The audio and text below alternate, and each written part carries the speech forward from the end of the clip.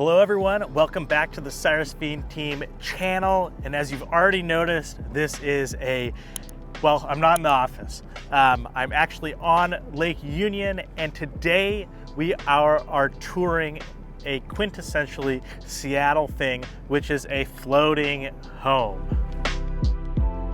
So as you can see behind me, we are on the north end of the lake, which is really defined by Gasworks Park. And this floating home that we're gonna go see today is on the northwest side of the lake, just across the way from Fremont on the north end of Queen Anne.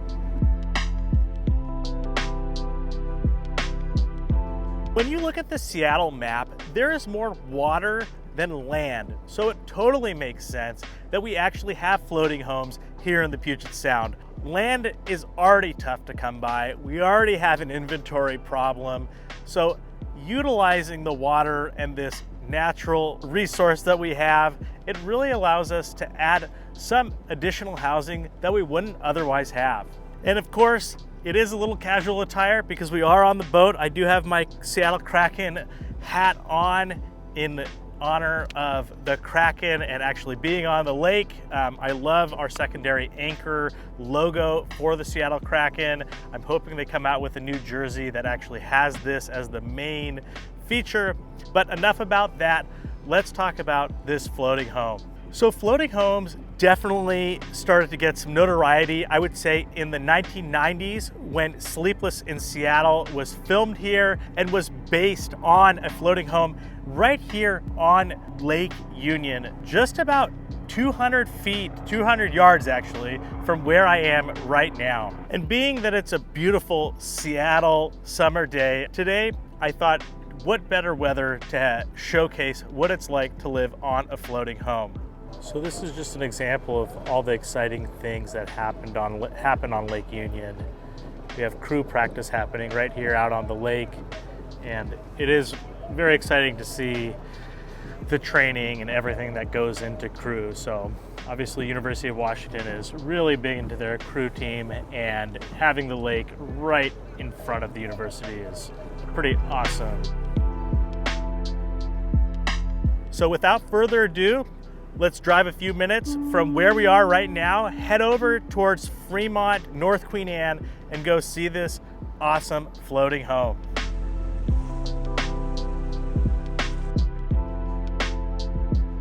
So it looks like Fremont Bridge is up, so kind of fun to see it from the water. So often get frustrated by it when we get stuck behind the bridge, but on the other hand, it is a cool sight to behold when you're on the water and actually seeing it from below. So as we see the city fall behind the hills of Queen Anne, we're gonna make our way over here under the Aurora Bridge and find our floating home that we're gonna tour today.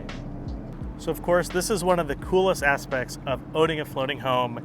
You're able to dock your boat or take out your boat right from the dock itself. You can have friends come tie up and hang out.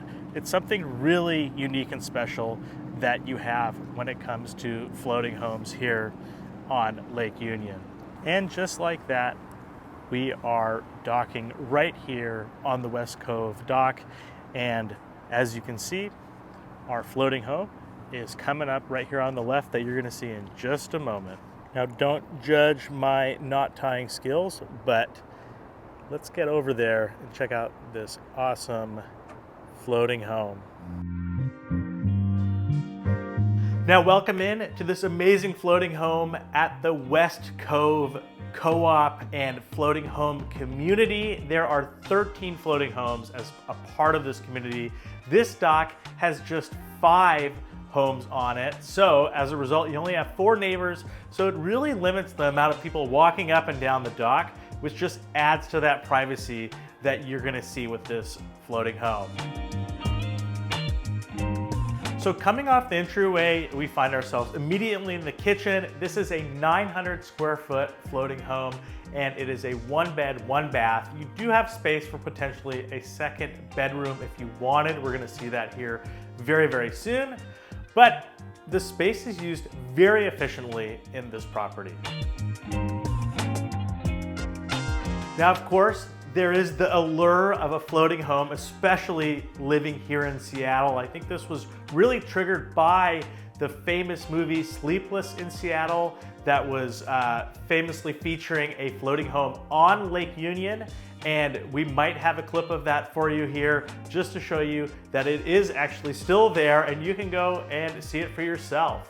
Now, if you saw this frame, you would think that we're just doing a standard property tour. And I think this really goes into the fact that ultimately at the end of the day, we call these floating homes for a reason. They are not that different in many ways to your traditional single family home. You're gonna find that the design is gonna be quite similar. Now, of course, with floating homes, you will have nuanced differences, but largely it's gonna live very, very similar to a traditional home. Now, in this floating home, you have a gas stove, you have marble countertops, you really have a lot of features that you're gonna see in any traditional housing here in Seattle. Now, this is a good segue because we often get questions around utilities. How do utilities work on a floating home? It's not like a cruise ship where they just collect everything and then dump it at some later point. A floating home is just like a regular home. With your neighbors, you share a sewer line that goes to the city. You share a water line as well. And in this home, like I mentioned, you also have gas. So in every sense of utility and the systems, it's gonna actually live just like a traditional single family home. Floating homes are called floating homes for a reason. They're meant to stay put. You have your own tax ID number. It's not like an RV or say what we always hear in terms of a houseboat where you can just drive it around Lake Union on a whim. These are stationary and are meant to stay put. So immediately to the left when you walk in, you have your bedroom and closet and then full bath here behind me with laundry included. You'll also notice that this floating home has an instant on-demand hot water heater.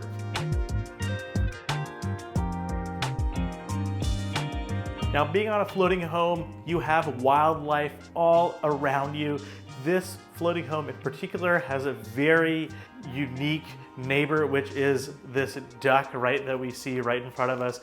He actually has a family with him, and if we leave the doors open, he will often, as the owner says, come through and walk into the house like it's his own in search of some food. So you definitely have some friendly neighbors that are not just people in this community. Now, one thing that makes this floating home unique is the fact that we are on the back side of the dock. So as a result, this floating home in particular kind of feels like you have a little bit of best of both worlds. You have that treehouse effect with the greenery right here behind us. And on the other hand, you have the water on the front side. There is an advantage to be had about being on this part of the dock. You don't have to deal with any people who are boating that are kind of roughhousing and not obeying the wake rules of the lake. So you're not going to be hit with these like enormous wakes from maybe people who are not being as responsible as they should be on Lake Union. One thing that is quite nice about this property is the fact that you actually have a full wraparound deck around the entirety of the floating home. So that allows you to add additional storage that you wouldn't otherwise have. So in this case, the owner has been storing his kayak right here behind us, where he can just take it out and just drop it into Lake Union and be on his way. Now, before we go upstairs, I do want to mention, as with any floating home, you're going to have an HOA fee, or really what we refer to as a moorage fee in the floating home community. And for this property, it's roughly about $570 a month. Now, these fees can go towards maintaining the dock and taking care of the dock. As you may remember in our video where we featured a dock inspection of one of our clients, docks deteriorate over time. Yes, we do have fresh water here on Lake Union, but even with that, it still deteriorates over time. So these fees go towards maintaining the dock and the health of the dock, as well as, in many cases, some utilities such as water. Now here we are in my favorite room of this home. Upstairs, we have these beautiful vaulted ceilings that match the hardwood floors almost that you see on these floors. Now, this room is my favorite, not just because of the vaulted ceilings, but because it flows perfectly onto this outdoor deck.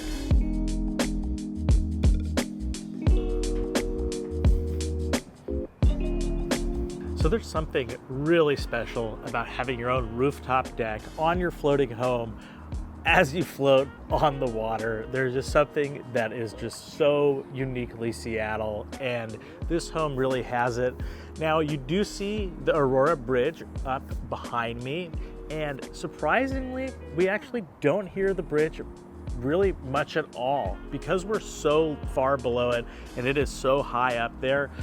That worry of noise is actually pretty much gone. I think the idea of waking up on this deck every day, rain or shine, is something really special. We are just moments away from Fremont as well. Of course, you have your community within the dock, and something to note about floating home communities, they are very, very tight-knit. Everyone knows everyone. There's such a high level of trust because you live so closely with one another.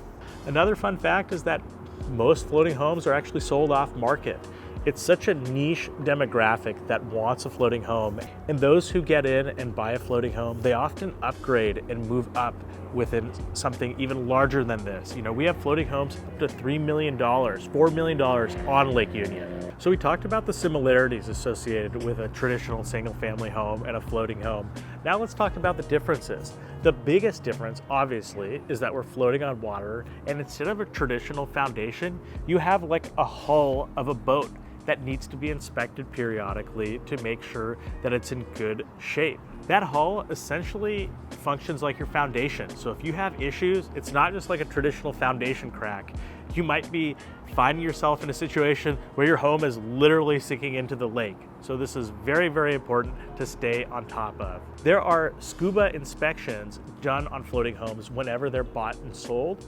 It's something that's so critical. Of course, you have a traditional inspection with the property that checks the siding and the roof and the decking, for example, but you'll actually hire a scuba diver, just like we did on our dock inspection on Lake Washington, to check out the underbelly of the property. Another factor that makes floating homes different than a traditional home is insurance is a bit different and financing is a bit different. You typically have to put a lot more down for a floating home. And of course, there's only a few insurance companies that will actually insure your property. Lastly, as you can imagine, the buyer pool for your property is much, much smaller than a traditional single-family home. On the other hand, those who live on the lake already and are open to that idea, you have a really, really unique product that someone will definitely be interested in. So they don't make floating homes very often anymore. You don't just find them being built left and right. So the fact that they're not commonly built anymore makes them something really unique and an awesome offering for someone who really wants to try the lifestyle. One question we often get is, can I Airbnb my floating home? That is one of the most quintessential things you could probably do in Seattle, which is rent a floating home. And the reality is, I believe 95 or almost 99% of the docks here on Lake Union do not allow short-term rentals. Some of them don't allow rentals at all, but if they do, generally it's a 6-month or 1-year minimum. They really want to retain that community feel for all of the residents. As always, thanks for watching, everyone. We really put a lot of time and effort into these videos, so we really appreciate it. Now, we want to know, would you live in a floating home? Leave a comment below letting us know if you would and what your favorite part would be. Now, of course, don't forget to like and subscribe. It really means a lot, and we'll be continuing to do more content like this.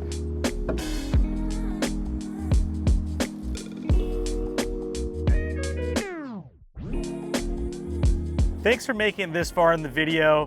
I am dead serious. If you want to tour any floating homes and you want to approach them by way of water, don't be shy, shoot me a message. We'll come out here on Lake Union, hop in, and go see these homes the way they were meant to be seen. We'll see you in the next one. I do want to give a quick shout out. Thank you to Kip White and Adam Weissman for letting me film their listing.